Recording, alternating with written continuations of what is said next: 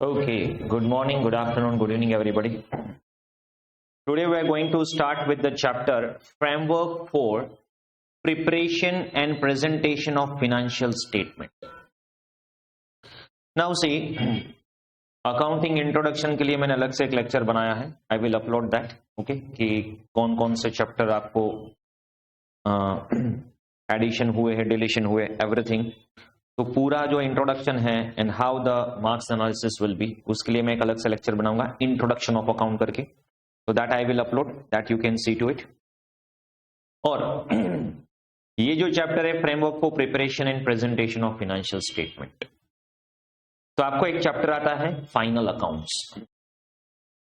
Final accounts में हम क्या करेंगे? We use to prepare the profit and loss account, balance sheet, cash flow statement, notes to accounts, etcetera etcetera. अभी वो आपके फाइनेंशियल स्टेटमेंट है. वो जो फाइनेंशियल स्टेटमेंट है उसका नॉर्मल फ्रेमवर्क फॉर्मेट कैसा होगा? तो अगर हम कंपनी की बात करेंगे, schedule 3 of the companies act. Okay, तो शेड्यूल 3 भी अलग से यहाँ पे चैप्टर दिया हुआ है और उसका भी फॉर्मेट हम करेंगे डिटेल में, बट वो बात की बात है. बट यहाँ पे हम क्या कर रहे हैं कि वो framework, why we need to set the framework. जैसे हम अकाउंटिंग स्टैंडर्ड, क्योंकि अभी आप देखोगे in new syllabus majority of the you can say account syllabus will be from you can say standards. क्योंकि क्या हुआ है कि 1 से लेके 29 तक पूरे स्टैंडर्ड्स कवर अप कर लिए, चाहे ग्रुप 1 के हो, ग्रुप 2 के हो, ओल्ड स्टैंडर्ड्स, प्लस जो स्टैंडर्ड्स दोनों ग्रुप में नहीं थे वो स्टैंडर्ड भी आ गए. 4-5 स्टैंडर्ड ऐसे भी थे, वो भी कवर हो गए. तो स्टैंडर्ड में हमने देखा, मतलब हम देखेंगे स्टैंडर्ड्स में कि why we use to have the accounting standard uniformity, क्योंकि सारी की सारी ट्रीटमेंट जो है यूनिफॉर्म वे से प्रेजेंट हो, अकाउंट का आप इंटरफॉर्म का कंपैरिजन आसानी से कर पाए. There should be some standard while you prepare the financial statement, while you pass the entry for the same, there should be some standard. Same way जब आप फाइनल अकाउंट्स बनाते हो, फाइनेंशियल स्टेटमेंट बनाते हो, तो उसका एक नॉर्मल फॉर्मेट होना चाहिए. वो क्यों बना रहे और उसके रीजन क्या है, तो इस चैप्टर में हम लर्न करने वाले हैं कि नॉर्मल हम उसको फ्रेमवर्क को क्यों ऐसे प्रेजेंट करते हैं और इसका यूज क्या होता है. ओके, जनरली इस चैप्टर में से आपको 5 मार्क्स की थियरी पूछ सकते हैं. ओके, अपार्ट फ्रॉम थियरी छोटे छोटे क्वेश्चन भी आ सकते हैं, but you can consider this chapter might be having weightage of around 5 marks only. Okay, but फिर भी किसी भी चैप्टर को आपको इग्नोर नहीं करना है. ओके, तो ये फाइनेंशियल रिपोर्टिंग फ्रेमवर्क क्या है situate. Before you go for the purpose कि ये फ्रेमवर्क हम क्यों बनाते हैं, क्वेश्चन नंबर 2 पे आ जाओ. What are the components of financial statement. तो फाइनेंशियल स्टेटमेंट में क्या क्या कवर अप होता है. वैसे तो आपने अकाउंट का मतलब इंट्रो जो है पूरा आप फाउंडेशन के लेवल में, what is accounting, that is nothing but recording, classifying, summarising, analysing, interpreting and communicating. Okay, फिर उसकी पूरी प्रोसेस आती थी, जर्नल प्रिपेयर करो. देन जर्नल में से हम क्या करेंगे, लेजर बनाएंगे, लेजर को ट्रायल बैलेंस में कन्वर्ट किया, ट्रायल बैलेंस को financial statement. And why we note we prepare financial statement, तो एक तो हम ट्रेडिंग पैनल बनाएंगे टू नो द रिजल्ट, और दूसरा हम क्या करेंगे, balance sheet to know the financial position of the enterprise, and then audit report will be there. तो वैसे तो ये सब आपने फाउंडेशन लेवल में या बीकॉम लेवल में करके आए हो, ठीक है. तो यहां पे अगर हम फाइनेंशियल स्टेटमेंट देखेंगे तो एक है balance sheet. Balance sheet portray the value of economic resources control by an enterprise. Balance sheet में क्या आएगा, एसेट्स, लायबिलिटीज, कैपिटल. ओके, वो इक्वेशन आता है ना, तो वो इक्वेशन पे इसी चैप्टर में आने वाला है.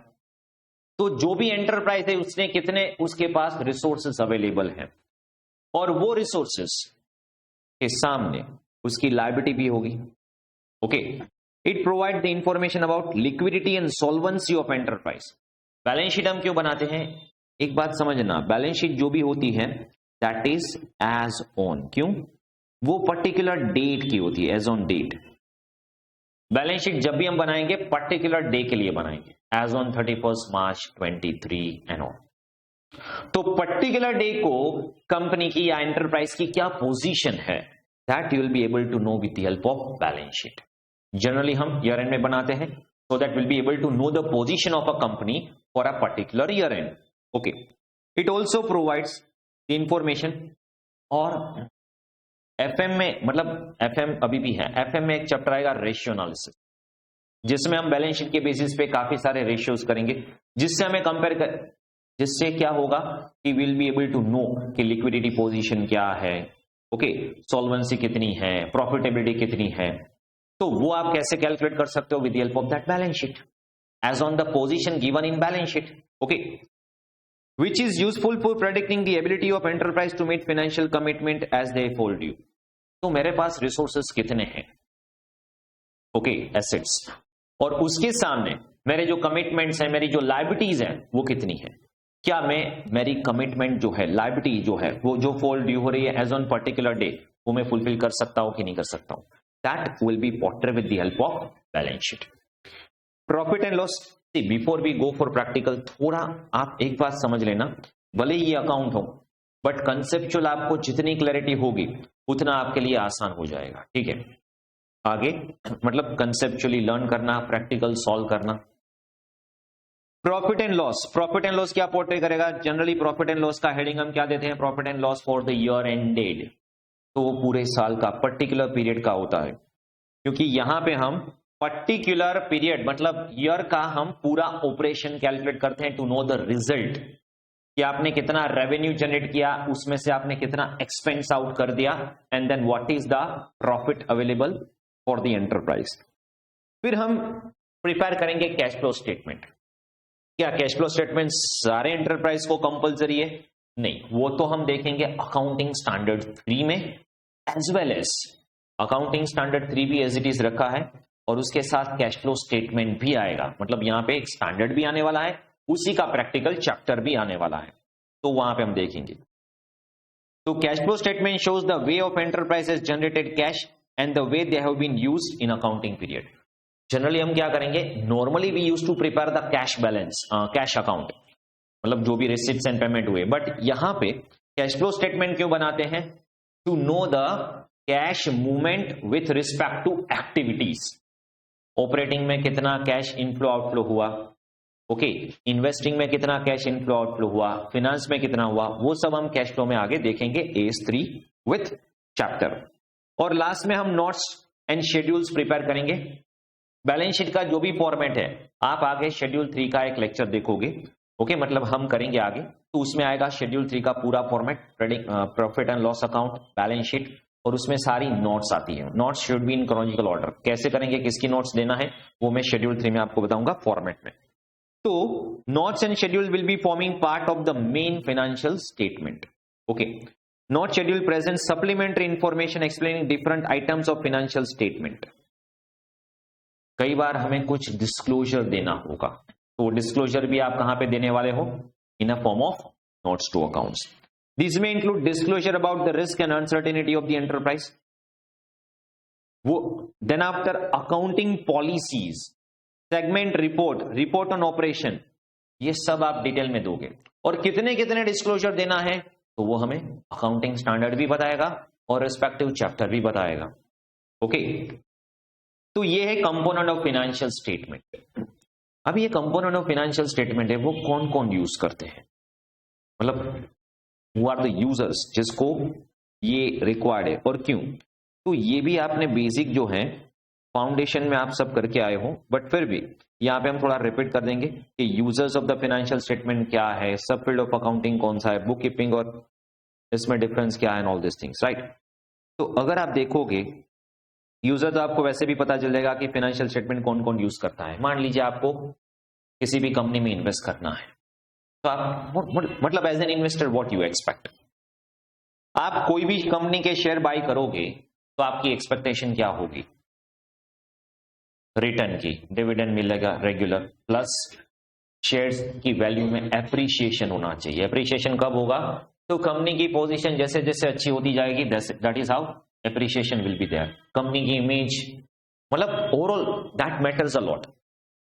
अभी जो अदानी में हुआ ड्रास्टिकली डाउन हो गया, ठीक है, तो that is because of the negative things. But अभी वो चाहे रूमर्स हो या एक्चुअलिटी हो, we don't know, but image down होने से या कुछ भी नेगेटिव बोलने से मार्केट डाउन आ सकता है, ठीक है। तो इन्वेस्टर को क्या लग रहा है, और वो डाउन क्यों आया ड्रास्टिकली, अदानी में 20% शेयर डाउन क्यों हो गया? व्हाई? बिकॉज जो रिपोर्ट आया उसमें लिखा था कि अकाउंटिंग में कुछ गड़बड़ी है। अगर अकाउंटिंग में गड़बड़ी है मतलब आप फाइनेंशियल स्टेटमेंट को रिलाई नहीं कर सकते। और अभी जो शेयर्स इतने इन्फ्लेटेड थे, मतलब वो जेन्युइन है नहीं है, वो दैट डजंट मैटर, लोगों को ऐसा लगाना फिर भी डाउन हो जाए।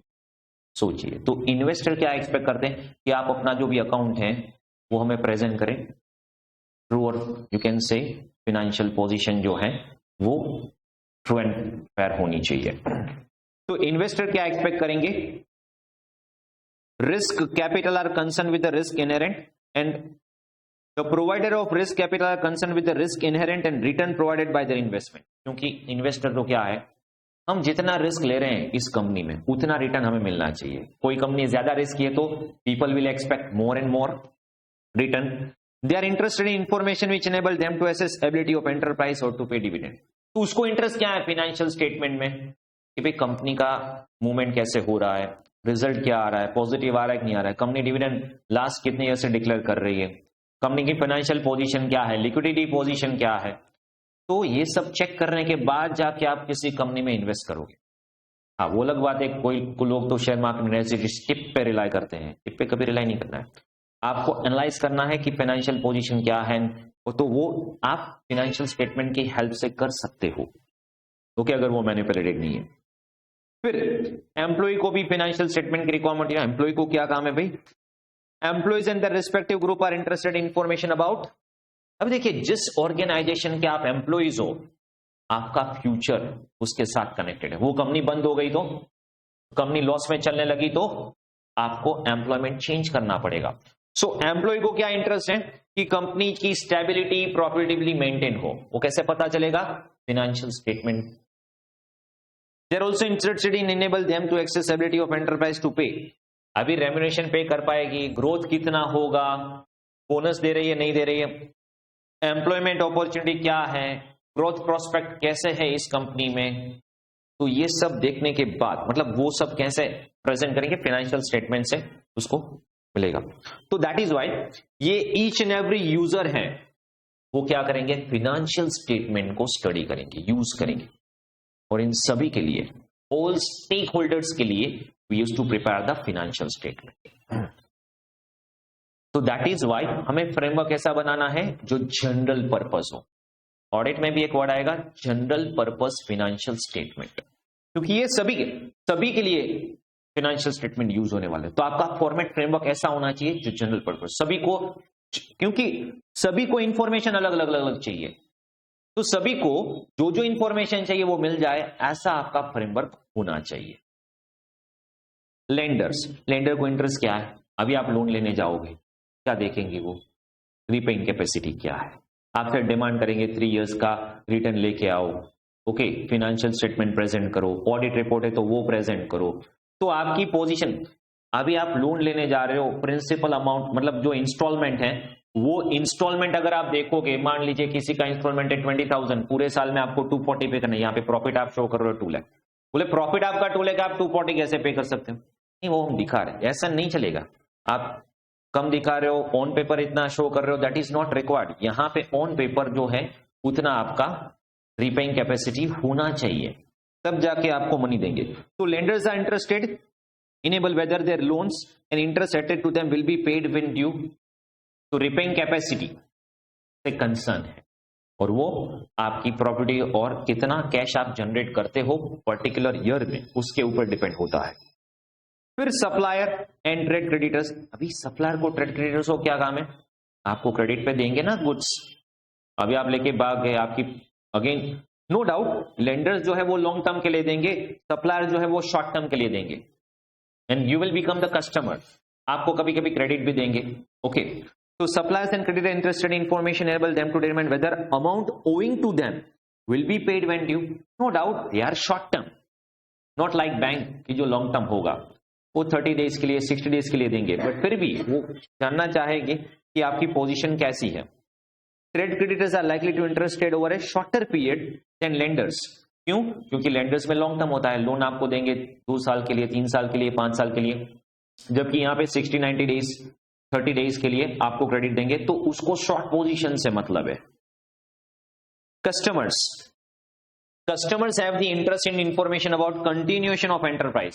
क्योंकि हम जिस कंपनी के कस्टमर है, जो प्रोडक्ट हम यूज कर रहे हैं, वो प्रोडक्ट में क्या मतलब वो कंपनी का गुड्स सर्विसेज कैसी है, या फिर गुड्स एंड सर्विसेज में कोई मतलब ग्रोथ होगा नहीं होगा, तो उसको रिलाई करने के लिए आप फाइनेंशियल स्टेटमेंट यूज करोगे. गवर्नमेंट एंड एजेंसी, गवर्नमेंट को क्या काम है? ऑब्वियसली गवर्नमेंट को टैक्सेशन पॉलिसी, सब्सिडी, इन सभी में इंटरेस्ट होता है. Okay, government and agency interested in location of resources, therefore activity of the enterprise. They require information in order to regulate activity of enterprise and taxation policy to serve the basis of determination of national income and similar statistics. Okay, तो एक तो मतलब अभी तो क्या economics निकल गया है, बट जब इकोनॉमिक्स अभी वो फाउंडेशन में स्विच हो गया. नेशनल इनकम का एक चैप्टर आता था जिसमें हम नेशनल इनकम कैलकुलेट करेंगे. तो गवर्नमेंट को क्या इंटरेस्ट है कि कोई भी एंटरप्राइज कितना प्रोड्यूस करता है, उसके बेसिस पे नेशनल इनकम जो है वो डिटरमाइन होती है. प्लस टैक्सेशन पॉलिसी डिसाइड करना, वो सब के लिए भी गवर्नमेंट को, क्योंकि रिलायबल फाइनेंशियल स्टेटमेंट होगा तो उसके बेसिस पे टैक्स मिलेगा. सब्सिडी गवर्नमेंट को देनी है पर्टिकुलर प्रोजेक्ट के लिए, पर्टिकुलर इंडस्ट्री के लिए, तो सब्सिडी भी ये फाइनेंशियल स्टेटमेंट के बेसिस पे जनरेट होगी, क्योंकि यहीं पे रिलायबिलिटी चेक करके आगे सब्सिडी मिलती है. पब्लिक, जनरल पब्लिक, तो पब्लिक को तो वेराइटी ऑफ वेज के लिए चाहिए. For example, enterprise may make substantial contribution to local economy in many ways. General public को क्या इंटरेस्ट है? समझो कि कोई भी कंपनी है, जिस लोकेलिटी में है उसकी एम्प्लॉयमेंट बढ़ जाती है. अभी उस कंपनी को कुछ हुआ तो अचानक से वो कंपनी के सराउंडिंग में अभी जो इंफ्रास्ट्रक्चर इंक्रीज होगा, एम्प्लॉयमेंट अपॉर्चुनिटी जनरेट होगी, वो लोकेलिटी जो है वो इंप्रूव होगी. बट अगर वो बंद हो गया तो नेगेटिव एडवर्सिटीज आ सकती है. तो इसीलिए पीपल आर इंटरेस्टेड. तो जनरली यहां पे अगर आप देखोगे, investors, employee, lender, supplier, customer, government, public, सभी को फाइनेंशियल स्टेटमेंट का यूज करना है. Users of the financial statement है. तो ये सब जो users of the financial statement है, ये यूज कर रहे हैं सो दैट उसके अपने अपने पर्पस के लिए. तो हमें क्या करना है, इसका फ्रेमवर्क जो है वो क्या होना चाहिए, पर्पस क्या है. तो क्वेश्चन 1 पे आ जाओ. Purpose of framework of preparation and presentation of FS. The framework set out the concept underlying preparation and presentation of general purpose. क्यों बोला जनरल पर्पस? क्योंकि ये सभी के लिए, हम किसी पर्टिकुलर पर्सन के लिए नहीं बना रहे. आप ऐसा बोलते हो कि शेयर होल्डर के लिए बना रहे हो, but it's not only for the shareholder, it's for the stakeholder at large. Okay, prepared by enterprise for external user. और उसका मेन पर्पस क्या है? Enterprise in preparation of FS in compliance with the accounting standard. अभी देखिए मैंने पहले भी बोला अकाउंटिंग स्टैंडर्ड आपको एप्लीकेबल है. अभी आपको कौन कौन से स्टैंडर्ड एप्लीकेबल है डिपेंड्स करता है, क्योंकि अकाउंटिंग स्टैंडर्ड कई तरह के मतलब देखिए, एक अकाउंटिंग स्टैंडर्ड नॉर्मल जो हमारे इंस्टीट्यूट ICAI ने दिए हुए हैं, ओके, वो है स्टैंडर्ड 1 से लेके 29 तक. बीच में 1-2 स्टैंडर्ड नहीं है. तो 1 से लेके 29 तक जो स्टैंडर्ड्स हैं पहले वो सभी को एप्लीकेबल हुआ करते थे. फिर कंपनीज एक्ट 2013 आया और कंपनीज में अलग अलग रूल्स बनाए, जिसके अकॉर्डिंगली उन्होंने एक नए स्टैंडर्ड फ्रेमवर्क किए. That is Ind AS, Indian accounting standard, which is applicable to listed company. अभी इंडेस का कंसेप्ट में क्या होगा कि आपको थोड़ा कंसेप्ट जो है वो आएगा, but that is just for the introduction. Ind AS particularly नहीं आने वाला, क्योंकि इंडेस पूरा का पूरा मतलब यहां पे अभी देखिए जो नए सिलेबस में ये लोग फोकस कर रहे हैं उसमें क्या कर रहे हैं, स्टैंडर्ड. क्योंकि ultimately after becoming a chartered accountant आप ऑडिट करोगे, सबसे पहले क्या देखोगे, स्टैंडर्ड फॉलो कर रहे हैं कि नहीं कर रहे हैं. ओके, फिर चाहे आप नॉर्मल एंटिटी हो और accounting standard prescribe by ICAI 1 से लेके 29 तक हो, या इंडेस हो लिस्टेड कंपनी के लिए, तो वो इंडेस वाला पूरा कंसेप्ट जो है वो फाइनल में फाइनेंशियल रिपोर्टिंग में आने वाला है. यहाँ पे स्टैंडर्ड दे दिया और half of the you can say syllabus, more than half of the 55 to 60% marks will be from standards in new syllabus. Okay. तो यहां पे आपको ये चेक करना है कि क्या फिनेंशियल स्टेटमेंट जो है वो अकाउंटिंग स्टैंडर्ड कंप्लाई कर रहे हैं, नहीं करेंगे तो क्या कुछ नहीं, लिख दो नहीं कर रहे. ओके, मतलब इसमें कुछ पेनल्टी नहीं होगी. अकाउंटिंग स्टैंडर्ड फॉलो नहीं कर रहे, मुझे नहीं करना है, ठीक है, तो लिख दो. क्योंकि एक्चुअली क्या होगा, ये सभी लोग कंपेयर करेंगे आपके फाइनेंशियल स्टेटमेंट को किसी और से. अभी मान लीजिए S2 इन्वेंट्री, ओके, कॉस्ट और fair market value which ever is lower के हिसाब से आप कर रहे हो, अकाउंटिंग स्टैंडर्ड 2 के हिसाब से, बराबर है. तो भी आप फॉलो कर रहे हो वो मेथड S2 के हिसाब से. आप बोलोगे नहीं हमें तो कॉस्ट पे ही प्रिपेयर करना है, ठीक है करो, तो आपकी मेथड है. बट आप फॉलो नहीं कर रहे हो, वो लिखना पड़ेगा. डिस्क्लोजर दे दो. अकाउंटिंग स्टैंडर्ड क्या बोल रहे हैं, हमने यहां पे आपको ये मेथड बताई है लॉजिक वाइज कि ये क्यों आपको प्रिपेयर करनी है. आप लोग नहीं, हमें नहीं प्रिपेयर करना है, ठीक है, तो डिस्क्लोज कर दो कि हम नहीं प्रिपेयर कर रहे. Is that clear? तो यहां पे क्या होगा, प्रॉपर डिस्क्लोजर आ जाएगा. तो चेक करेंगे हम कि अकाउंटिंग स्टैंडर्ड जो है वो फुलफिल हो रहे हैं in dealing with the topic not yet covered by accounting standard. अभी देखिए कई बार ऐसा होगा, कुछ टॉपिक ऐसे है जो अकाउंटिंग स्टैंडर्ड में कवर नहीं है, तो यहां पे फ्रेमवर्क में देनोगे this is how you are supposed to prepare notes, this is how you are supposed to prepare the disclosure. Okay, accounting standard board ASB in its task of development and review of accounting standard. Even ये framework से क्या होगा कि accounting standard जो board जो है जो develop करते हैं अकाउंटिंग स्टैंडर्ड, उसको भी ये अकाउंटिंग स्टैंडर्ड में क्या क्या रिव्यू करना है वो पता चल जाएगा. अकाउंटिंग स्टैंडर्ड बोर्ड मतलब ये फ्रेमवर्क जो है वो किसको हेल्प करने वाला है, एक तो एंटरप्राइज को कि उन्होंने अकाउंटिंग स्टैंडर्ड फुलफिल किया है नहीं किया है, और जो अकाउंटिंग स्टैंडर्ड में इंफॉर्मेशन नहीं दी है वो यहां पे हम फ्रेमवर्क में दे रहे हैं, ठीक है. अकाउंटिंग स्टैंडर्ड बोर्ड को हेल्प करेंगे कि अकाउंटिंग स्टैंडर्ड में अगर आपको कुछ डेवलपमेंट करना है. अकाउंटिंग स्टैंडर्ड बोर्ड को प्रमोट करेंगे हार्मोनाइजेशन ऑफ रेगुलेशन और accounting standard and procedure relating to preparation and presentation of passage by providing basis for reducing number of accounting alternative treatment.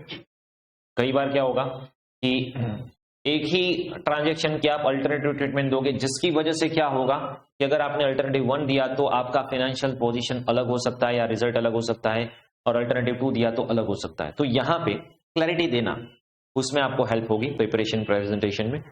Auditor को क्या हेल्प होगी in forming the opinion whether FS concern with the accounting standard और not.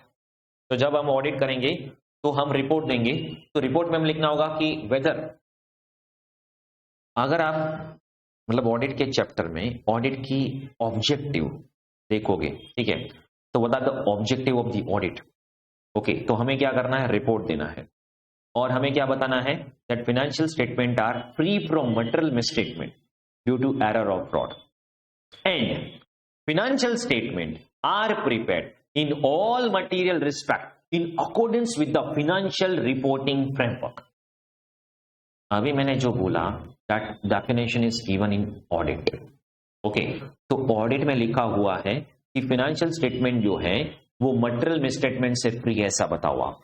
और financial reporting is मतलब ये जो आप financial statement है, सॉरी रिपोर्टिंग है, financial statement are prepared in accordance with the financial reporting framework. तो ऑडिटर को भी बोलना है. अभी आप कंपनी हो, आपको इंडेस एप्लीकेबल है, इंडेस के लिए शेड्यूल 3 एप्लीकेबल नहीं है, उसका फॉर्मेट अलग है, और आप इन शेड्यूल 3 का फॉर्मेट प्रिपेयर करके आ जाते हो, नहीं चलेगा. कंपनी में शेड्यूल 3 है, अभी कंपनी के अलावा भी फॉर्मेट आ जाएगा. तो जो भी एंटिटी है उसको जो भी नॉर्मल फॉर्मेट एप्लीकेबल है, जो भी फ्रेमवर्क एप्लीकेबल है, accordingly you need to enterprise को, और as an auditor we need to check, enterprise को ये प्रिपेयर करना है, as an auditor we need to check. तो इसमें हेल्प होगी ऑडिटर की. यूजर को इंटरप्रिट करने में हेल्प होगी. अगर फ्रेमवर्क पहले से है कि इसको ऐसे प्रेजेंट करना है तो आपको समझ में आ जाएगा. Those who are interested in work with ASB with information about this approach and formulation of accounting standard. और जो अकाउंटिंग स्टैंडर्ड बोर्ड में वर्क कर रहे हैं उसको भी पता चलेगा कि फ्रेमवर्क ऐसा है, तो हमें अकाउंटिंग स्टैंडर्ड अकॉर्डिंगली कैसे प्रिपेयर करना है या उसमें क्या चेंजेस की रिक्वायरमेंट होगी. तो दिस इज हाउ ये general purpose financial reporting framework है, वो इन सभी को हेल्प करते हैं। Okay, next question number 4। वैसे सबसे पहला अकाउंटिंग स्टैंडर्ड है अकाउंटिंग स्टैंडर्ड 1। अकाउंटिंग स्टैंडर्ड 1 में आएगा डिस्क्लोजर ऑफ अकाउंटिंग पॉलिसीज, या disclosure of accounting policies. Accounting policy का आपको पूरा डिस्क्लोजर देना होगा। क्यों ऐसा? क्योंकि अभी अकाउंट जिस मेथड से, जिस पॉलिसी से आप बना रहे हो, ठीक है, वो आप क्या फॉलो कर रहे हो, क्योंकि उसके बेसिस पे ट्रीटमेंट जो है वो डिफरेंट होने वाली है। तो पहले से आपको लिस्ट देना है, हम इतनी इतनी अकाउंटिंग पॉलिसी फॉलो कर रहे हैं, वो S1 में दिया है। दूसरा S1 में दिया है, जब भी आप फाइनेंशियल स्टेटमेंट बनाते हो तो 3 हम फंडामेंटल अकाउंटिंग एजम्पशन करते हैं। ये भी आप फाउंडेशन लेवल पे या आगे लिखे लेवल पे लर्न करके आओगे। नहीं किया है तो यहां भी आएगा, S1 में भी आएगा, यहां वहां पे भी मैं रिपीट करूंगा। ओके, तो ये 3 फंडामेंटल अकाउंटिंग एजम्पशन है। Why we call that as fundamental accounting assumption? क्योंकि ये ऑब्वियस एजम्पशन है, मतलब है, आपको कहीं पे एज्यूम करने की जरूरत नहीं है, ये ऑब्वियस है। कैसे? सबसे पहला एजम्पशन है गोइंग कंसर्न। मुझे ये बताओ, आप बैलेंस शीट बनाते हो, ओके, क्यों? Why you prepare balance sheet? मतलब बैलेंस शीट में क्या आता है? Assets, liability. फिर एसेट्स में जो भी आएगा उसको आप डेप्रिशिएट करोगे। ओके, यूजफुल लाइफ पर, यूजफुल लाइफ मतलब एसेट की यूजफुल लाइफ मान लीजिए 5 इयर्स है, तो 5 इयर्स तक आप डेप्री करोगे, डेप्री उसमें राइट ऑफ करते जाओगे। मतलब आप एक्सपेक्ट कर रहे हो कि आप वो एंटरप्राइज जो है वो गोइंग कंसर्न है, चलने वाला है, बंद नहीं हो जाएगा। मतलब आप एज्यूम कर रहे हो गोइंग कंसर्न, तभी तो आप बैलेंस शीट कंसीडर कर पाओगे, या बैलेंस शीट बनाओगे वो हिस्टोरिकल कॉस्ट के बेसिस पे बना सकते हो कि हाँ भाई 3 साल तक तो चलने वाला है, तो हिस्टोरिकल कॉस्ट जो भी है उसको हम 3 इयर्स में राइट ऑफ करेंगे। अगर आपका बिजनेस बंद होने वाला है तो फिर ये एजम्पशन तो यू कैन से इनवैलिड हो गया। ओके, मतलब जब भी आप फाइनेंशियल स्टेटमेंट प्रिपेयर करते हो तो कोई भी एक्सपेंस आप 5 इयर्स में राइट ऑफ करोगे, डिफर करोगे। क्यों? आपको पता है आपका बिजनेस चलने वाला है 5 साल में, वो राइट ऑफ कर देंगे। मतलब ऐसा क्यों? ऐसे कैसे आप मान सकते हो कि 5 साल चल, अरे लग रहा है मुझे मैं चलाने वाला हूं, ऑब्वियसली चलो 5 साल नहीं छोड़ दो, बट एटलीस्ट इतना बोल दो कि अगर आप ये 31 मार्च 23 को फाइनेंशियल स्टेटमेंट बना रहे हो, नेक्स्ट ईयर तो चलेगा, 31 मार्च 24 तक चलेगा। हाँ वो तो पता है चलेगा ना, नेक्स्ट ईयर तो हम थोड़ी बंद करने वाले। Okay, so the financial statement are normally prepared on assumption that it will continue in operation in the foreseeable future। अभी देखिए, सब्जेक्ट कोई भी हो, आपको कुछ कुछ टेक्निकल टर्म्स ऐसे होंगे जो रिस्पेक्टिव सब्जेक्ट के लैंग्वेज शो करेंगे। ठीक है, अभी फॉरसेबल फ्यूचर ये वर्ड है, ये पर्टिकुलरली यहां पे कनेक्ट होता है। मतलब ऐसे ऐसे टेक्निकल टर्म्स हैं। अभी आप प्रॉब्लम क्या होता है पता है, अकाउंट में तो नहीं, चलो अकाउंट में ठीक है कि मेजॉरिटी जो है वो आपको प्रैक्टिकल आने वाला है, बट फिर भी अभी आप देखोगे पहले ज्यादा प्रैक्टिकल आता था, क्योंकि अकाउंटिंग स्टैंडर्ड सिर्फ 20-25 मार्क्स में पूछते, बाकी प्रैक्टिकल आता था। अभी क्या होने वाला है, 55-60 मार्क्स का अकाउंटिंग स्टैंडर्ड और rest will be practical. No doubt accounting standard में भी प्रैक्टिकल होगा, बट ज्यादातर अकाउंटिंग स्टैंडर्ड में क्या करते हैं, मार्क्स देते नहीं है। तो आप लिख रहे हो प्रैक्टिकल है, फिर भी उसमें आपको वो टर्मिनोलॉजी ऑफ स्टैंडर्ड्स और स्टैंडर्ड में क्या प्रोविजन दिया है वो आपको कंपलसरी मेंशन करना होगा, और तब जाके आपको पूरे मार्क्स मिलने वाले। तो हर एक सब्जेक्ट में ऐसे कुछ टेक्निकल वर्ड्स हो, और your paper should be filled up with those technical terms. Okay, अगर आप वो यूज करोगे तो लगेगा कि ओके आप अकाउंटिंग की लैंग्वेज यूज कर रहे हो, आप लॉ की लैंग्वेज यूज कर रहे हो। ओके, तो forcible future, what do you mean by forcible future? At least next year financial statement बना रहे हो तो नेक्स्ट ईयर तक तो आपका बिजनेस चलने वाला है। हाँ वो तो एज्यूम कर रहे हैं चलने वाला। And neither there is intention nor there is need to materially curtail the scale of operation. मतलब अगर आप ऐसा सोच रहे हो, मतलब ऐसा आपको लग रहा है कि नहीं नेक्स्ट ईयर में हम बंद कर देंगे, या इंटेंशन भी है, अभी श्योर नहीं है, इंटेंशन भी है, तो फिर ये एजम्पशन से आप फाइनेंशियल, मतलब ये एक बेस है assumption for the preparation of that financial statement. अगर ये एजम्पशन ही हटा लो तो फाइनेंशियल स्टेटमेंट हम जिस बेस पे बनाते थे वो पूरा चेंज हो जाएगा। और ये हम प्रैक्टिकली भी देखेंगे इसी चैप्टर में कि प्रैक्टिकली क्या डिफरेंस होगा अगर गोइंग कंसर्न होगा तो, गोइंग कंसर्न नहीं होगा तो। Okay, financial statement prepared on going concern basis recognizes among other things the need for sufficient retention of profit to replace assumed consumed in operation and for making adequate provision for settlement of its liability। अभी देखिए, when as enterprise are stated at NRV in FS the basis used should be disclosed। Normally हम क्या करेंगे, आगे terms भी आएगी historical cost. Okay, आगे अगर आप देखोगे, क्योंकि हम फाइनेंशियल स्टेटमेंट की सारी टर्म्स कर रहे हैं, और देखिए कई बार इसकी थियरी भी पूछी गई है। न्यू सिलेबस दिसंबर 21 भी, वो भी क्या पूरा ना हो जाएगा, जनवरी 21। ओके, लाइक दैट यहां पे मीटिंग आपको पूछा है कई बार थियरी, नवंबर 20, जुलाई 21। 5 मार्क्स में थियरी तो पूछते हैं, साथ में इसका प्रैक्टिकल भी पूछते हैं। यस, तो यहां पे अगर आप देखोगे कि हम फाइनेंशियल स्टेटमेंट जो है वो हिस्टोरिकल कॉस्ट पे, करंट कॉस्ट पे, रियलाइजेबल वैल्यू पे, मतलब ऐसी 4 अलग अलग टर्म दी गई है। तो हिस्टोरिकल कॉस्ट या हिस्ट्रिकल कॉस्ट मतलब क्या? आप फाइनेंशियल स्टेटमेंट प्रिपेयर करते हो, हिस्टोरिकल कॉस्ट मतलब मान लीजिए मैंने एसेट 10 लाख में परचेस की, तो इट मे हैपन अभी वो एसेट की वैल्यू इंक्रीज डिक्रीज हो गई हो, बट फिर भी मैंने कॉस्ट कितना इनकर किया था पास्ट में, 10 लाख, तो मैं बुक्स में कितना शो करूंगा, 10 लाख, और 10 लाख पे डेप्री करता जाऊंगा ऑनगोइंग बेसिस पे। यस, इतना क्लियर है? तो अगर गोइंग कंसर्न है तो आप कंटिन्यू हिस्टोरिकल कॉस्ट पे प्रिपेयर करो, बट कभी भी अगर आप एनआरवी पे शो कर रहे हो कि नहीं, भले ही एक लाख के 3 साल का डेप्री मैंने 1 लाख माइनस कर दिया, अभी उसकी 7 लाख है, बट उसकी रियलाइज वैल्यू 650 है, तो मैं 650 पे शो करूंगा, then you are not showing at historical cost, then you are showing at a net realisable value. तो फिर आपको डिस्क्लोज करना पड़ेगा, क्योंकि नॉर्मली हम क्या कंसीडर करते हैं, फाइनेंशियल स्टेटमेंट जो प्रिपेयर किए हुए हैं they are at historical cost. अगर आप हिस्टोरिकल कॉस्ट में डिफर करते हो तो बताना पड़ेगा, बट नॉर्मली गोइंग कंसर्न आप कर रहे हो तो आप हिस्टोरिकल कॉस्ट से ही शो करोगे। बट अगर going concern assumption hold good ना हुआ तो क्या करोगे? ओके, तो वो आगे प्रैक्टिकल में देखेंगे हम कि कैसे होगा। तो this is your first you can assumption of going concern. इसमें कोई डाउट? गोइंग कंसर्न पहले एजम्पशन देख लेते हैं, फिर बाद में मैं गोइंग कंसर्न का आपको एक प्रैक्टिकल क्वेश्चन करवाता हूं यहां पे। नेक्स्ट एजम्पशन है अक्रूवल सिस्टम ऑफ अकाउंटिंग। अगर आप अकाउंटिंग की सिस्टम की बात करोगे तो it will B divided into 2। Okay,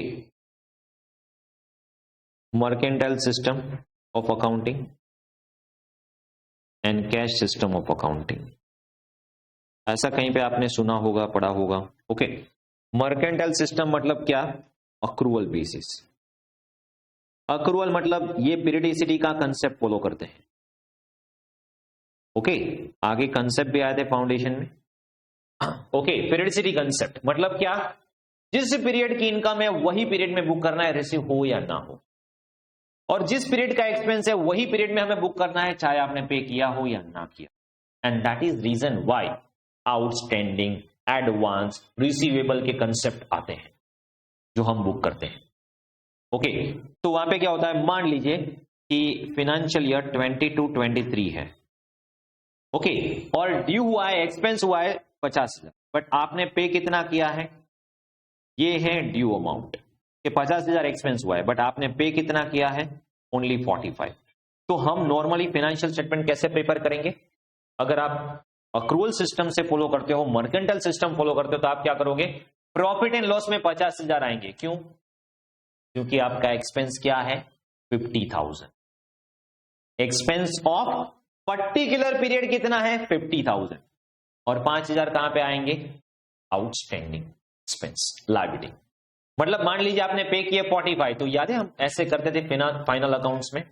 okay, कि पे कितना किया, 45, फिर 5,000 आउटस्टैंडिंग है तो उसकी 2 ट्रीटमेंट देते थे। एक, वो एक्सपेंस में आप ऐड कर दो, टोटल हो जाएगा 50, और उसको लायबिलिटी में शो कर दो, outstanding salary, outstanding expenses, whatever. तो ये कब करोगे, अगर आप अक्रूवल सिस्टम फॉलो करते हो। तो sir what about cash system? अगर मैं कैश सिस्टम फॉलो करता हूं, I am not concern with the periodicity concept. मुझे पीरियड से कोई लेना देना ही नहीं है, मतलब ड्यू बेसिस पे। मैं क्या सोचूंगा, फाइनेंशियल ईयर 22-23 में मैंने कितना पे किया, अभी किस पीरियड का पे किया वो मैटर नहीं करता है, किस पर्टिकुलर ईयर में मैंने पेमेंट किया। तो भाई करंट ईयर में मैंने 45 पे किया तो करंट ईयर में 45 बुक करूंगा। अभी नेक्स्ट ईयर में 50 + 5 55 पे किया, नेक्स्ट ईयर में आप 55 बुक करेंगे। बट इसका बिगेस्ट प्रॉब्लम क्या है पता है, ये मैचिंग कंसेप्ट नहीं रहेगा। क्यों? क्योंकि आज आप रिस्पेक्टिव पीरियड की इनकम रिस्पेक्टिव एक्सपेंस के साथ मैच नहीं कर सकते, क्योंकि उसमें पीरियडिसिटी कंसेप्ट फॉलो नहीं कर रहे हो आप। ओके, तो ये जो है उससे होगा क्या समझो, अगर आप कैश सिस्टम फॉलो करते हो तो क्या होगा कि आपका करंट ईयर का प्रॉफिट नेक्स्ट ईयर में या नेक्स्ट ईयर का प्रॉफिट करंट ईयर में स्विच ओवर हो सकता है, इंक्रीज डिक्रीज। ओके, तो वो प्रॉब्लम ना हो इसलिए उन्होंने डिफॉल्ट क्या किया कि अगर आप कुछ भी नहीं बताओगे तो हम क्या मान लेंगे, आप अक्रूवल सिस्टम फॉलो कर रहे हो। पहला एजम्पशन क्या किया कि आपका एंटरप्राइज जो है वो गोइंग कंसर्न है।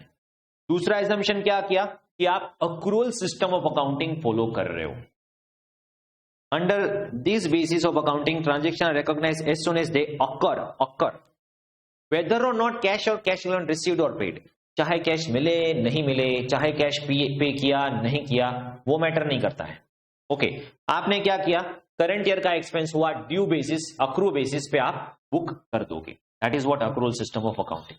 और डिफॉल्ट हम यहां पे क्या मानते हैं, अजम्पशन क्या मानते हैं, accrual. Accrual basis ensure better matching, और ये रीजन भी बता रहे हैं कि हम ऐसा क्यों एज्यूम कर रहे हैं। मैंने आपको बताया कि इससे मैचिंग बेटर होगा, क्योंकि इस पीरियड की जो रेवेन्यू है उसी के सामने इसी पीरियड का मैं एक्सपेंस माइनस कर रहा हूं, जिससे प्रॉफिटेबिलिटी ट्रू शो होगी। Okay, on the basis of reflect activity of enterprise during accounting period rather than cash flow generated. Hence, accrual basis is more logical approach. ये approach जो है वो more logical है, इसलिए we go by this particular approach. Consistency. The principal consistency refers to the practice of, अभी देखिए मैंने आपको पहले भी बोला यहाँ पे अकाउंटिंग स्टैंडर्ड 1 में हम करेंगे कि you need to disclose the accounting policy. Okay, तो जब आप अकाउंटिंग पॉलिसी डिस्क्लोज करोगे, मान लीजिए आपने डिस्क्लोज किया कि हम कॉस्ट इन्वेंट्री जो है उसको रिकॉर्ड करते हैं, कैसे वैल्यूएशन कैसे करते हैं, कॉस्ट और NRV which is lower. Okay, फिर आप डिस्क्लोज करते हो कि भाई हम डेप्रिसिएशन के लिए मेथड फॉलो कर रहे हैं, इन्वेस्टमेंट के लिए ये मेथड फॉलो कर रहे हैं। तो ये सब आपकी क्या होगी, अकाउंटिंग पॉलिसी। तो वो कंसिस्टेंटली मेंटेन करनी चाहिए। आप बोलोगे अभी मुझे WTV करनी है, फिर नेक्स्ट ईयर SLM, फिर मैं नेक्स्ट ईयर में मिक्स मैच करूंगा दोनों का मिक्सचर, ऐसा नहीं चलेगा। मतलब एवरी नाउ एंड देन आप चेंज करोगे तो कंसिस्टेंसी मेंटेन नहीं होगी, क्योंकि ईयर ऑन ईयर हम हमारे ही स्टेटमेंट को कंपेयर नहीं कर पाएंगे, क्योंकि आपने एक जो बनाया था वो कॉस्ट और से लोअर बनाया था, फिर बोलोगे आप अभी कॉस्ट करना है। No doubt you can change accounting policy subject to change, आप कर सकते हो। और उसका भी डिस्क्लोजर कैसे देना है वो आपको S5 में बताया, change in accounting policy, change in accounting estimates. तो वहां पे आप कैसे करोगे वो दिया है, और उसका भी रीजन है चेंज क्यों कर सकते हो, 3 रीजन से चेंज कर सकते हो आप, तो उसका डिस्क्लोजर सेपरेट है। बट यहां पे हम क्या एज्यूम करते हैं, एजम्पशन कर रहे हैं। तो एजम्पशन क्या करेंगे कि आपने जितनी भी अकाउंटिंग पॉलिसी डिस्क्लोज की है वो ईयर ऑन ईयर कंसिस्टेंटली आप फॉलो कर रहे हो। Accounting policy for similar transaction in all accounting period, consistency improve comparability of FS through time. अगर आपको अपने ही 5 साल का कंपैरिजन करना है तो आप इजीली कर पाओगे, वरना सोच लो आप कॉस्ट और एनआरवी विचर्स लोअर किया और दूसरी बार आपने एनआरवी कर दिया, तो एनआरवी ज्यादा है तो आपने इन्फ्लेट किया वो पर्टिकुलर ईयर में। अभी किसी को लगेगा प्रॉफिट इंक्रीज हुआ है, इंक्रीज कुछ नहीं हुआ, आपने स्टॉक में एडजस्टमेंट किया है। तो then that is not genuine comparison. ये जेन्युइन कंपैरिजन कब होगी, कंसिस्टेंटली आप अकाउंटिंग पॉलिसी फॉलो कर रहे हो। तो अकाउंटिंग पॉलिसी आप चेंज भी कर सकते हो। मैंने आपको बोला 3 रीजन है जो चेंज कर सकते हो। एक, लो या स्टैट्यूट में बोला चेंज करो, अभी लो में कुछ चेंज आ गया, नया लो आ गया, नया एक्ट आ गया, रूल्स आ गया, कुछ भी, और उसकी वजह से आपको चेंज करना पड़ा, फिर तो हमें करना ही पड़ेगा। या तो अकाउंटिंग स्टैंडर्ड में आपको बताया है, अभी देखिए पहले आप अकाउंटिंग स्टैंडर्ड की ट्रीटमेंट के हिसाब से नहीं कर रहे थे, अभी आपको लगा ओके नहीं अकाउंटिंग स्टैंडर्ड के हिसाब से करना चाहिए, या अकाउंटिंग स्टैंडर्ड में कुछ चेंज आया, ठीक है, फिर आप कर सकते हो। And third one, for more appropriate presentation of FS. अगर आपको ऐसा लग रहा है कि आप अभी जो पॉलिसी फॉलो कर रहे हो इससे बेहतर होगा कि आप दूसरी पॉलिसी फॉलो करो जिससे प्रेजेंटेशन, फाइनेंशियल स्टेटमेंट का प्रेजेंटेशन बेटर होगा, तो उसके हिसाब से भी आप कर सकते हो। ओके, मतलब in conformity with standard, in conformity with the statute और for a better presentation of financial statement. भाई कई बार क्या होगा, आपने अमालगमेशन किया, ठीक है, अभी जिसके साथ आपने अमालगमेशन किया वो कंपनी जो है कोई और पॉलिसी फॉलो कर रही थी, अभी आप कोई और फॉलो कर रहे थे, अभी आप बोलोगे अमालगमेशन हुआ तो उस कंपनी का जो भी पॉलिसी है वो रखेंगे, इस कंपनी का जो भी पॉलिसी वो रखेंगे, ऐसा नहीं कर सकते ना, क्योंकि प्रेजेंटेशन अभी आपको मर्ज करके करना है, तो प्रेजेंटेशन बेटर कैसे होगा, या तो आप अपना रखो या तो उसका रखो, either or you need to change. Okay, तो ये जो 3 फंडामेंटल क्यों बोला है, ये ऑब्वियस अजम्पशन है। मतलब अगर आप फाइनेंशियल स्टेटमेंट प्रिपेयर करके किसी को दे दिया और इन सभी के बारे में, मतलब क्या हर बार आपको बताना है कि हम गोइंग कंसर्न है, गोइंग कंसर्न है, गोइंग कंसर्न है? ऑब्वियस फंडामेंटल अजम्पशन हम मान लेंगे गोइंग कंसर्न। आपको हर बार एवरी ईयर बताना पड़ेगा accrual system, accrual system, accrual system. Fundamental assumption हम मान लेंगे और अकाउंटिंग पॉलिसी भी आप कंसिस्टेंटली, मतलब आपको ये डिस्क्लोजर कब देना है, S1 में भी आएगा, ये डिस्क्लोजर कब दोगे, अगर ये 3 एजम्पशन में से आप कोई फॉलो नहीं कर रहे हो, मान लीजिए नेक्स्ट ईयर में बंद होने वाला है, तो आपको बताना पड़ेगा कि गोइंग कंसर्न नहीं है, क्योंकि वरना लोग मान लेंगे, ये फंडामेंटल एजम्पशन मान लेंगे कि हाँ भाई आपकी कंपनी तो चालू हुई है, गोइंग कंसर्न है। अक्रूवल सिस्टम, अगर आप कैश सिस्टम फॉलो करते हो तो आपको स्पेसिफिकली मेंशन करना होगा we are following cash system, वरना लोग मान लेंगे अक्रूवल है। और अगर कभी भी आपने अकाउंटिंग पॉलिसी में चेंज किया तो डिस्क्लोजर देना पड़ेगा कि ये चेंज किया, वरना लोग मान लेंगे कंसिस्टेंटली फॉलो कर रहे हैं। तो इसका मतलब ये फंडामेंटल अजम्पशन में अगर आप फॉलो नहीं करते तो ही आपको डिस्क्लोजर देना है, वरना आपको डिस्क्लोजर देने की जरूरत नहीं है। इतना क्लियर है? अभी हम गोइंग कंसर्न पे आते हैं कि गोइंग कंसर्न जो है उस, मतलब ये गोइंग कंसर्न अजम्पशन चेंज होगा तो उससे प्रैक्टिकली कितना इंपैक्ट हो सकता है प्रैक्टिकली। ओके, वो एक सम थ्रू देखेंगे। एग्जांपल नंबर 1 पे आ जाइए। चलो एग्जांपल number 1, the balance sheet of trader as on 31st March 12 is given below capital. अभी देखिए मैंने अभी आपको शेड्यूल 3 नहीं करवाया, ओके, और शेड्यूल 3 जो है उसमें कंपनी का रिस्पेक्टिव फॉर्मेट आता है। अभी हम फॉर्मेट के बारे में बात नहीं कर रहे, अभी हमें ये जानना है कि गोइंग कंसर्न क्या इंपैक्ट करता है, तो यहां पे हम टी फॉर्मेट कंटिन्यू करेंगे। Okay, balance sheet of trader as on 31st March 12 is given below capital, profit and loss, 10% loan, trade payables and all the assets are given. Normally ये जो भी बैलेंस शीट होगी वो historical cost से होगी and will continue to do the same, क्योंकि हम क्या एज्यूम कर रहे हैं, गोइंग कंसर्न है। ओके, बट अगर इसमें एजम्पशन चेंज हुआ तो चेंज करना पड़ेगा। Prepare profit and loss and balance sheet assuming number 1 going concern assumption, तो यहां पे तो एजम्पशन आप फुलफिल कर रहे हो, not assuming going concern assumption, मतलब नेक्स्ट ईयर कंपनी बंद हो जाए। ये 31st March 12 का है, अभी 31st March 13 का ही बनाना है, तो 31st March 13 में आप प्रिपेयर करोगे एज्यूमिंग गोइंग कंसर्न नहीं रहने वाली। ओके, तो कैसे हम ये बनाएंगे, see to it. Balance sheet of the trader is given, remaining life of fix asset is 5 years, मतलब ये फिक्स एसेट की वैल्यू क्या है, 65।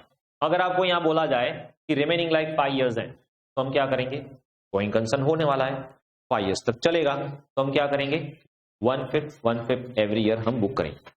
The pattern of use of asset is even मतलब आप SLM पे डेप्रिसिएशन कर सकते हो, कोई प्रॉब्लम नहीं है। But NRV of the fix asset as on 31st March 13 60, NRV कितना है, 60। तो इसका कुछ काम है क्या, अगर गोइंग कंसर्न फॉलो करते हो तो ना, बट अगर गोइंग कंसर्न फुलफिल नहीं हो रही है, अभी देखिए एक बात समझो, अगर 31st March 13 की आप बैलेंस शीट बनाते हो, P&L बनाते हो, और उसी बैलेंस शीट के नीचे आप लिखते हो कि गोइंग कंसर्न एजम्पशन फुलफिल नहीं होने वाला, अभी आपको पता है नेक्स्ट 5 ईयर तक आप कंटिन्यू नहीं करने वाले हो, then why you are booking it 1/5 तो सर क्या 65 पूरा का पूरा राइट ऑफ कर दूं? नहीं, I don't mean to say that way, क्योंकि वो एसेट है, आप बेचने जाओगे उसकी कुछ तो वैल्यू आएगी। क्या वैल्यू आएगी? क्या वैल्यू आएगी? Net realisable value. क्या होगी? नेट। अभी वैल्यू क्या है एज ऑन नाउ 31 मार्च 12, 65, और नेक्स्ट ईयर एंड में कितना होगा एनआरवी? 60।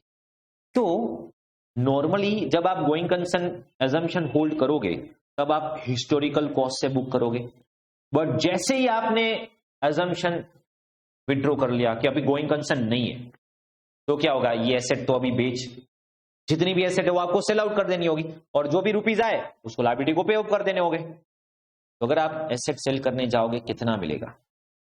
एनआरवी 60। तो फिर आप एनआरवी से रिकॉर्ड करोगे। गोइंग कंसर्न है तो 65, उसका 1/5 करके 5 साल में डेप्री रिकॉर्ड करोगे। कितना? 65 का 1/5, 13,000। तो नॉर्मली अगर आप कंटिन्यू कर रहे हो तो डेप्रिसिएशन कितना होगा? 13। बट अगर गोइंग कंसर्न नहीं है तो आप क्या करोगे? वैल्यू 65 थी, अभी उसकी रियलाइजेबल वैल्यू कितनी है? अभी आज मैं 31 मार्च को बेचने जाऊंगा, कितना मिलेगा मुझे?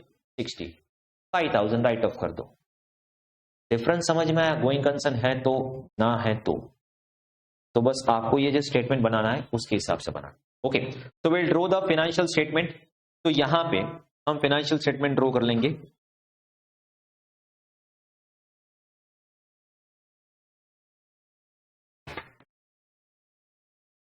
Profit and loss account for the year ended 31 मार्च 13। और अगर going concern assumption hold good कर रहे हैं तो क्या, और अगर going concern assumption hold good नहीं कर रहे हैं तो क्या? चलिए यहां पे प्रॉफिट एंड लॉस है, मान लेते हैं।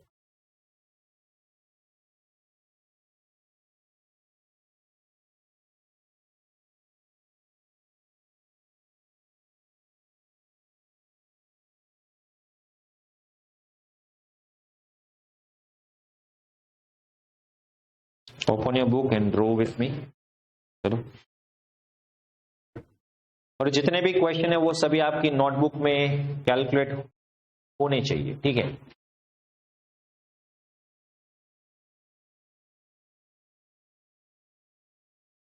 Balance sheet as on 31 March 13।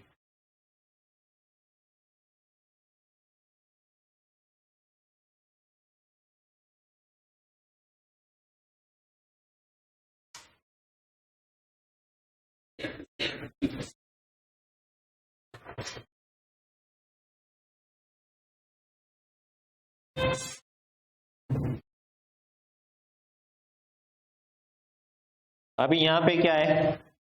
First assumption, first में हमने क्या एज्यूम किया है? गोइंग कंसर्न एजम्पशन है, यस, ओके, यहां पे है यस, और यहां पे गोइंग कंसर्न एजम्पशन नहीं है। वही एजम्पशन से हम जाएंगे।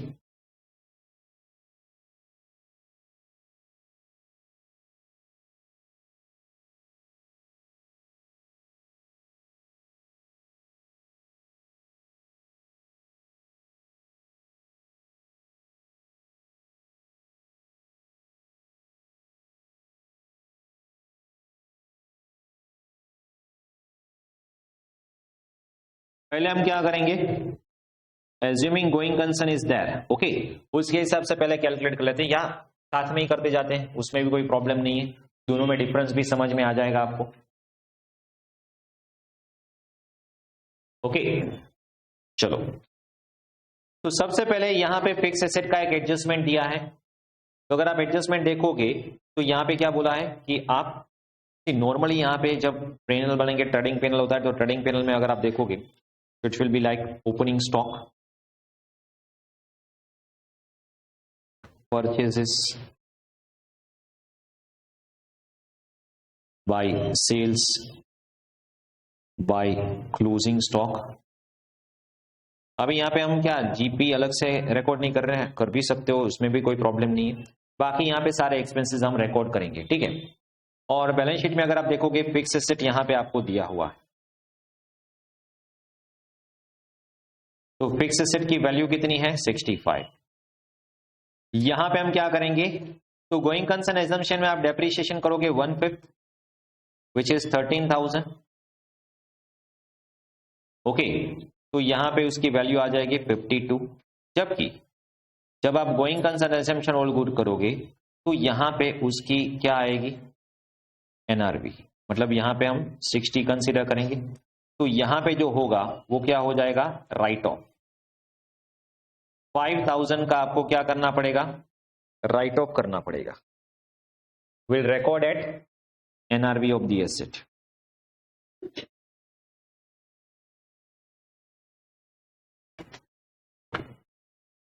ये समझ में आया फिक्स एसेट में क्या किया। गोइंग कंसर्न है तो आप 1/5 5 साल तक चलने वाला है, कोट करोगे नॉर्मली जैसे करते थे वैसे ही। बट अगर गोइंग कंसर्न नहीं है, मतलब बंद होने वाला है, तो फिर अभी रियलाइजेबल वैल्यू बोल दो। मतलब कि जब going concern assumption hold good नहीं होगा तो एसेट्स एंड लायबिलिटीज आप रियलाइजेबल वैल्यू पे कंसीडर करोगे, हिस्टोरिकल कॉस्ट पे कंसीडर नहीं करोगे। तो अभी यहां पे आपको लिखना होगा डेप्रिशिएशन 13,000 और यहां पे 5,000। इतना क्लियर है।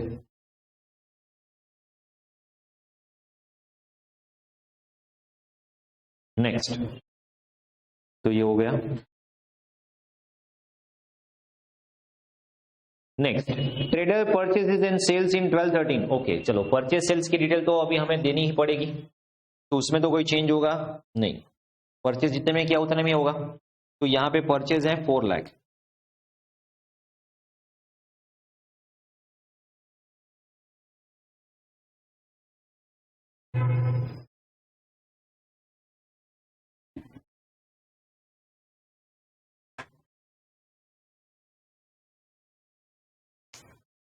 और सेल्स दिया है आपको 450।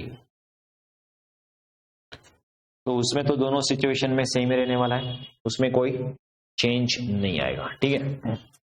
Next, the cost and NRV of the stock, closing stock की बात हो रही। ओके, क्लोजिंग स्टॉक को छोड़ो, ओपनिंग स्टॉक क्या होगा हमारा, लास्ट ईयर का closing stock will be opening stock for us, isn't it. ये 2012 का जो क्लोजिंग स्टॉक है वो हमारे लिए करंट ईयर का क्या हो जाएगा ओपनिंग स्टॉक। ओपनिंग स्टॉक में कोई एडजस्टमेंट नहीं है, let it be 30 as it is. Okay, let it be 30 as it is. इतना क्लियर, इसमें कोई डाउट। अगर आप यहां पे कंसिडर करोगे कि क्लोजिंग स्टॉक में क्या बताया है, कॉस्ट 32 और एनआरवी 14। एनआरवी 14 मैंने क्या बोला, अगर आप going concern assumption all good करते हो तो नॉर्मल जो तरीका है वैसे ही करेंगे। मतलब S2 में क्या आता है कि कॉस्ट और एनआरवी व्हिचएवर इज लोअर। भाई ये लोअर क्यों करते हैं, सिंपल लॉजिक है। अगर मुझे इन्वेंट्री मैंने बनाई, उसकी कॉस्ट 32 है और उसको रिलायजेबल बिल 40 है, कभी मैं 40 पे नहीं कर सकता। क्यों, मैंने अभी सेल किया क्या नहीं। अगर मैं 40 से रिकॉर्ड करूंगा तो क्या होगा कि उसका 8,000 का प्रॉफिट बुक हो जाएगा, जबकि वो रियलाइज हुआ ही नहीं है। और मान लीजिए 32 का 30 हो गया, सर आपने बोला सेल नहीं किया है, प्रॉफिट रियलाइज नहीं करते, तो फिर लॉस क्यों करते हो। स्टूडेंट्स, एंटिसिपेटेड लॉस को बुक करना है, एंटिसिपेटेड प्रॉफिट को बुक नहीं करना है। तो उसी के बेसिस पे क्या हुआ, कॉस्ट और एनआरवी व्हिचएवर इज लोअर। तो यहां पे हम क्लोजिंग स्टॉक जो रिकॉर्ड करेंगे वो 32 के हिसाब से होगा। बट अगर गोइंग कंसर्न नहीं है तो फिर कॉस्ट में देखना नेट रियलाइजेबल वैल्यू कितनी है, 40। Is that clear. और क्लोजिंग स्टॉक की दो ट्रीटमेंट आती हैं, बैलेंस शीट में लिखना भूलना, मतलब बोलेंगे टैली नहीं हो रहा है। ठीक है, तो यहां पे आपको लिखना होगा स्टॉक 32 एंड 40। इतना क्लियर, इसमें कोई डाउट। चलो next, expenses for the year 14,900। Expenses में तो क्या होगा, कुछ नहीं, एज इट इज लिख दो 14,900।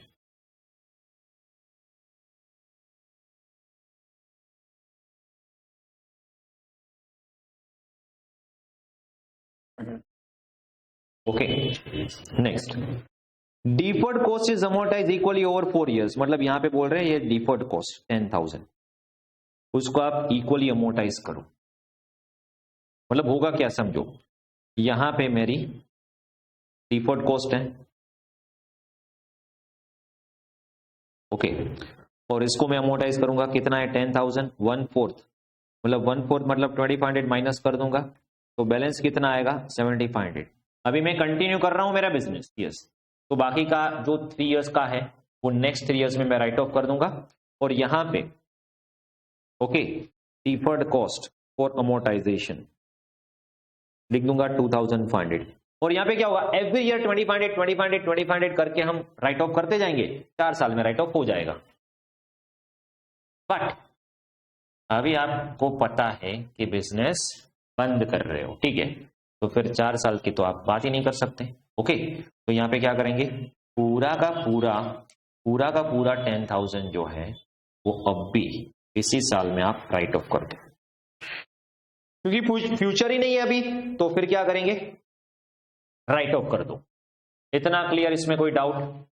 Next, debtors at 25,000 of which 2,000 is doubtful, ठीक है। Collection of another 4,000 depend on successful reinstallation of certain product supplied to customer, okay. एक बात यहां पे डेटर्स जो है उसमें से आप क्या करो, यहां पे लिखा है डेटर्स, ओके, तो डेटर्स में कितना वैल्यू है 25,000, ओके, तो यहां पे आप माइनस कर दोगे 2,000, क्यों 2,000 क्यों माइनस करेंगे, गोइंग कंसर्न है तो, अरे प्रोविजन फॉर, आपको पता है कि 2,000 आने वाला नहीं है, उसका आपने यहां पे प्रोविजन कर दिया, provision for doubtful, okay 2,000, but बाकी का 4,000 रियलाइज होगा कि नहीं होगा, डिपेंड करता है, आप प्रोडक्ट जो है वो इंस्टॉल करोगे तो होगा, वरना नहीं होगा। तो बोलेगे अभी बिजनेस ही बंद हो जाएगा, प्रोडक्ट कैसे इंस्टॉल करोगे, हाँ कॉस्ट में तो कंटिन्यू है, तो इंस्टॉल करोगे तो 4,000 मिल जाएगा, तो 23 मिलेगा, यस, बट अभी 23 में भी क्या होगा, 4,000 भी नहीं मिलेगा, तो यहां पे बैलेंस कितनी लिखनी होगी आपको 90, क्यों 2,000 तो वैसे भी नहीं मिलने वाले, प्रोविजन किया, और 4,000 इसलिए मिलेंगे क्योंकि अभी हम इंस्टॉल कर ही नहीं पाएंगे, बिजनेस तो बंद कर रहे हैं, तो यहां पे आपको 6,000 का प्रोविजन करना पड़ेगा इंस्टेड ऑफ 2, क्योंकि आप बंद कर रहे हो बिजनेस। अभी लॉजिक समझ में आ रहा है क्या डिफरेंस है, गोइंग कंसर्न एजम्पशन करोगे तो और नहीं करोगे तो। Next, closing trade payable 12,000 which is likely to be settled at 5% discount, okay, तो settle at likely to be settled at 5% discount trade payable, तो ट्रेड पेबल नॉर्मली हम कैसे करेंगे, हिस्टोरिकल कॉस्ट, बट अगर आप बिजनेस बंद करके सेटल कर दोगे, ओके, तो आपको क्या मिलेगा 4% डिस्काउंट मिलेगा, सॉरी 5% डिस्काउंट मिलेगा, कितना होगा 11,400, तो डिस्काउंट, फिर यहां पे एक्सपेंस में मत लिखना, एक तो मिल रहा है फिर लिखोगे एक्सपेंस, डिस्काउंट रिसीव्ड मतलब ड्यू हो रहा है 600,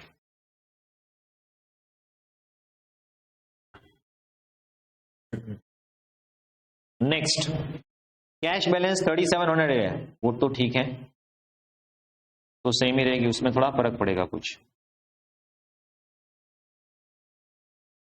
एक और बात यहां पे क्या, अभी हमें ये, okay, there is early repayment of penalty for the loan of 2,500, early repayment of penalty, मतलब एक बार ये सब करके आपको पूरा बैलेंस शीट देख लेना है, कोई आइटम पेंडिंग तो नहीं है, तो एक यहाँ पे लोन दिया है 10% 35,000, बराबर है।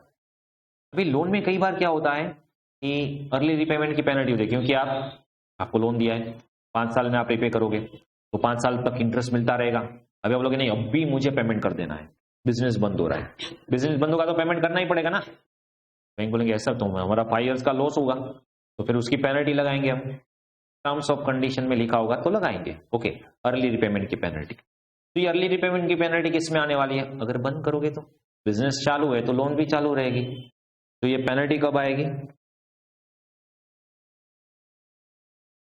अगर बिजनेस बंद करोगे तो पेनल्टी कब मिलेगी? बिजनेस बंद करोगे।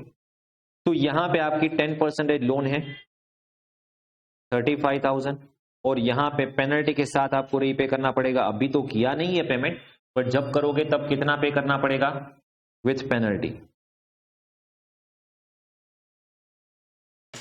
Payable. Okay, is that clear? इसमें कोई डाउट? सारे एडजस्टमेंट हो गए, एक बार देख लो, कोई एडजस्टमेंट में कोई डाउट? नो। अभी आपको क्या करना है, बैलेंस शीट एक बार देख लो। तो यहां पे दिया है कैपिटल, तो कैपिटल हम एज इट इज लिख देंगे यहां पे। यस, कैपिटल ओपनिंग कितना है? 60। तो यहां पे 60,000 कैपिटल है, plus profit and loss account, तो इसकी भी आपको कुछ ओपनिंग बैलेंस दी गई है 25, और उसमें करंट ईयर का प्रॉफिट एड होगा। हाँ, करंट ईयर का कितना प्रॉफिट, वो तो P&L क्लोज करेंगे तब पता चलेगा। ड्यूरिंग द ईयर कुछ विड्रॉल नहीं दिया है, और इस सभी का टोटल करेंगे, आपको मिल जाएगी कैपिटल टोटल, बराबर है। अभी कुछ पेंडिंग है क्या बैलेंस शीट में? लोन ले लिया, ट्रेड पेबल्स बैलेंस दिया है अलग से, स्टॉक आ गया, ट्रेड रिसीवेबल आ गया, डिफर्ड कॉस्ट आ गया, बैंक की जगह पे यहाँ पे आपको कैश एंड बैंक दे दिया है, उसकी बैलेंस करके एवरीथिंग इज डन। चलो एक काम करो, मुझे प्रॉफिट एंड लॉस अकाउंट का फाइनल आंसर दीजिए, प्रॉफिट कितना होगा?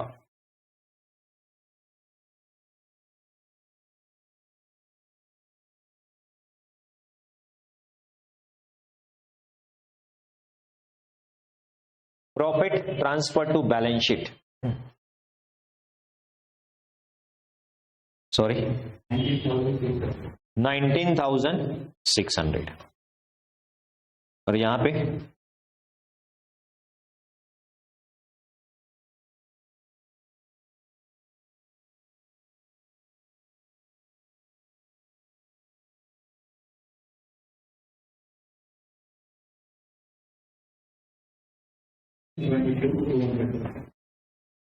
22,200।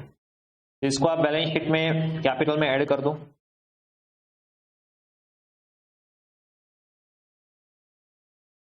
तो यहां पे आपको टोटल कैपिटल मिल जाएगी, या तो फिर आप सीधा टोटल कर दो, उसमें भी कोई प्रॉब्लम नहीं है। यहां पे नहीं करोगे तो डायरेक्ट फाइनल मुझे टोटल दे दो बैलेंस शीट का यहां पे।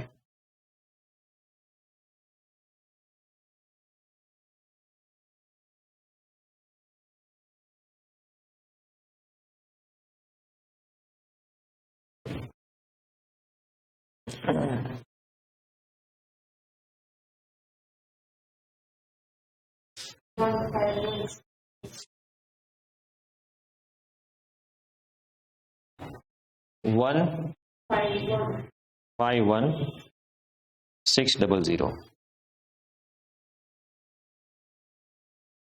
और नॉट गोइंग कंसर्न उसमें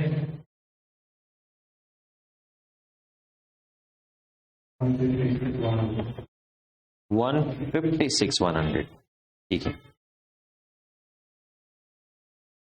चलो अभी इसको आप नोट डाउन कर लो अगर पेंडिंग है तो, और जिसको भी नोट डाउन हो चुका है उसको यहां पे क्लास वर्क में एग्जाम्पल 2 करना है यहां पे, और यहां पे अगर आप देखोगे तो सिर्फ एक ही बनाना है, not going not going. Okay, तो पहले ये लिख दो अगर पेंडिंग है तो, और फिर क्वेश्चन नंबर 2 पे आ जाओ, giving you time to solve the question 10 minutes.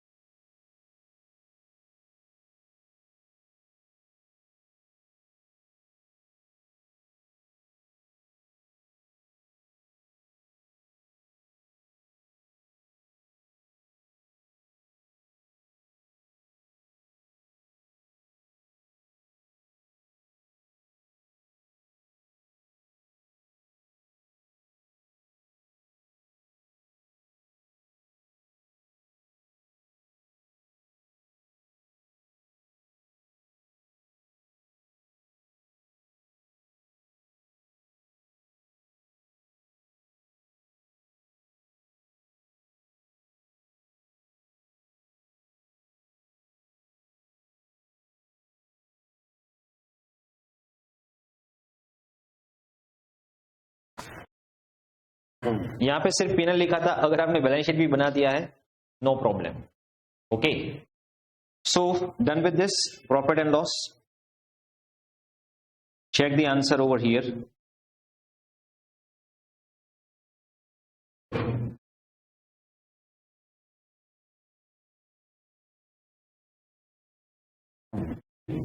तो यहां पे हम क्लोजिंग स्टॉक एनआरवी पे रिकॉर्ड करेंगे।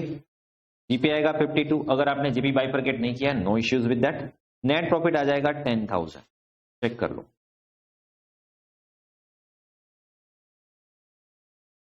Is this clear? इसमें कोई डाउट?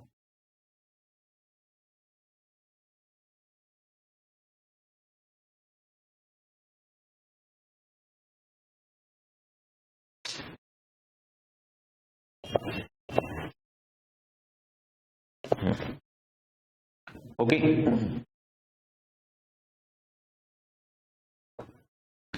नेक्स्ट एग्जांपल अगर आप देखोगे, third, similar kind of, that will be homework.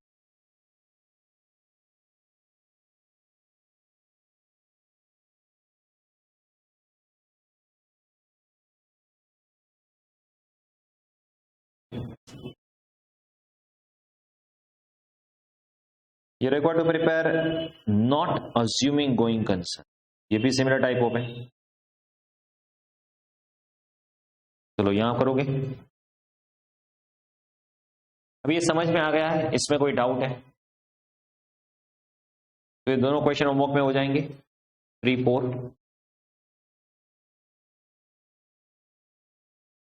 Okay, चलिए नो प्रॉब्लम।